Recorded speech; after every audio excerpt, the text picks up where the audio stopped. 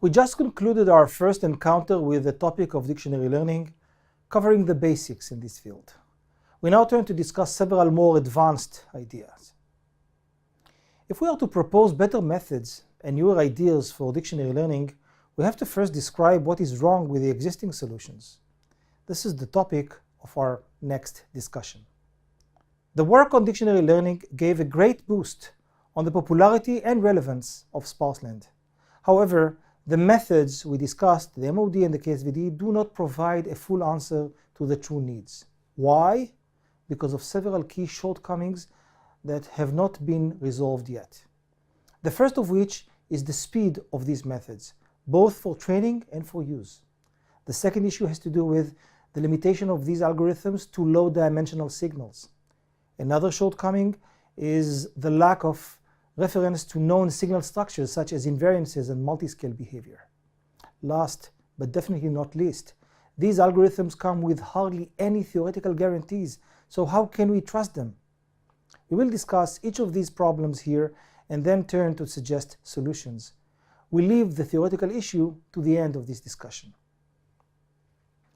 Let's talk about speed and memory issues. If our dictionary is of size n by m, we need mn entries to store. When we use it in pursuit and multiply by it or by each transpose, we apply mn operations.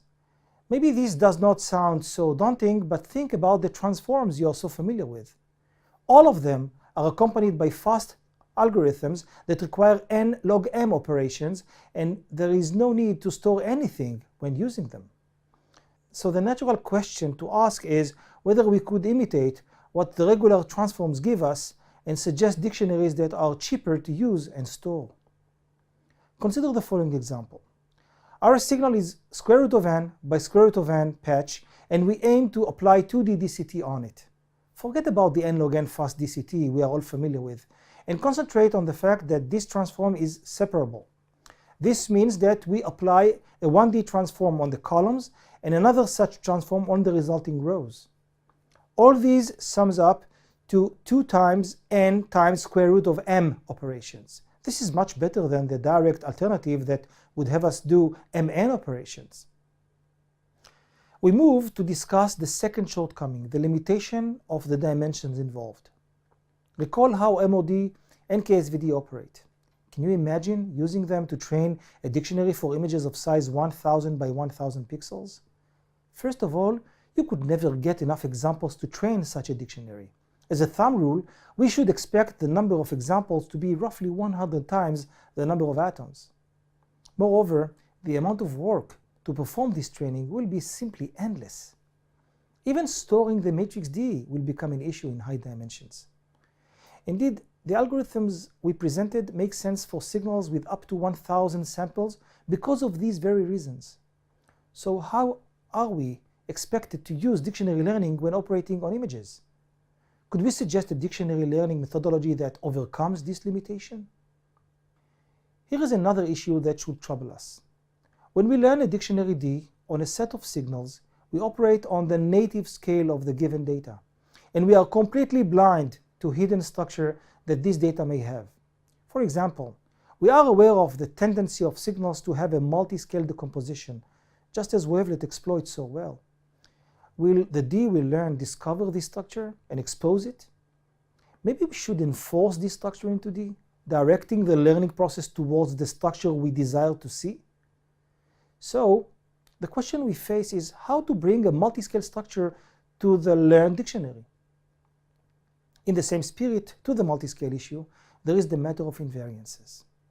Shift invariance, rotation invariance, and other structural forms are often natural and expected when we process our signals. How could we inject these into the learned dictionary? We mentioned several difficulties, and all are answered by the same theme: introduce structure into the dictionary. We could make our dictionaries faster to use, operate in high dimensions, and take into account invariances. All these could be achieved by forcing D to have a specific structure. A massive work along these lines took place in the past decade, and in this chapter we will present few of these ideas. I would like to come back now to the issue of building theoretical foundations for the dictionary learning problem.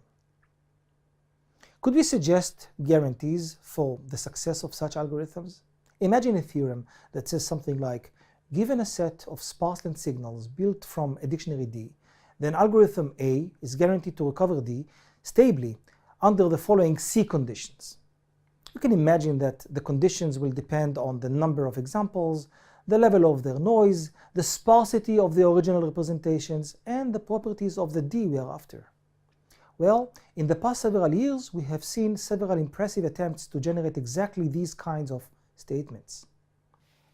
These include the work by John Wright from Columbia, the work by Bin Yu from Berkeley, Van Vu from Yale, the series of papers by Sanjeev Arora from Princeton, and last but definitely not least, the recent work by Karin Schnaz.